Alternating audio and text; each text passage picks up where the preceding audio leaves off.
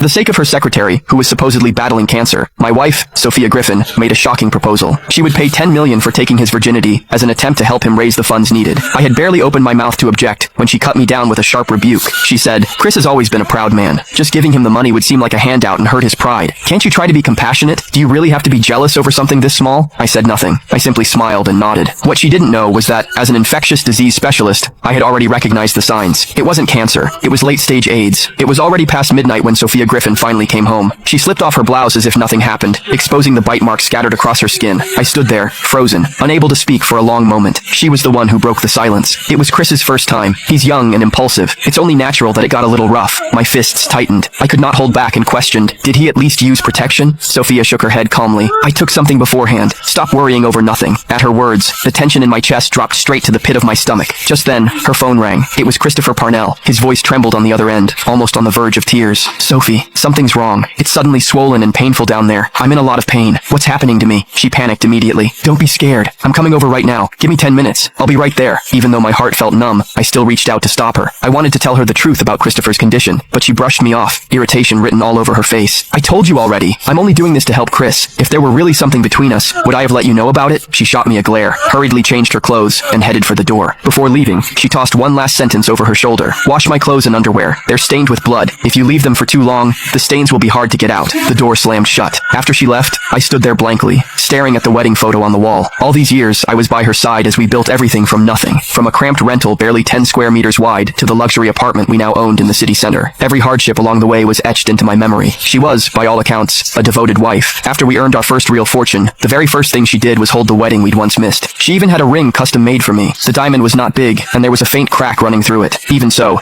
I always treasured it like a priceless heirloom. And yet, this same woman, praised by relatives and neighbors as the perfect wife, did the one thing that chilled me to the bone. With no protection at all, after such high-risk exposure, the chances of infection were almost certain. I was angry, but I could not bring myself to abandon her. She still had a 72-hour window. If she took the medication in time, it could still prevent transmission. I was just about to call and warn her when a new post popped up on my social feed. It was from Christopher. "They say married women have strong needs. It looks like it's true. I can barely keep up." The photos showed a bed in disarray, stained and chaotic. Among them was one with scratches running across his back. On the surface, it sounded like a complaint, but in truth, it was a straight-up brag about how intense their night had been. But none of that was what caught my eye. Instead, it was the ring on his finger. Click the link in my bio to get the full story for free.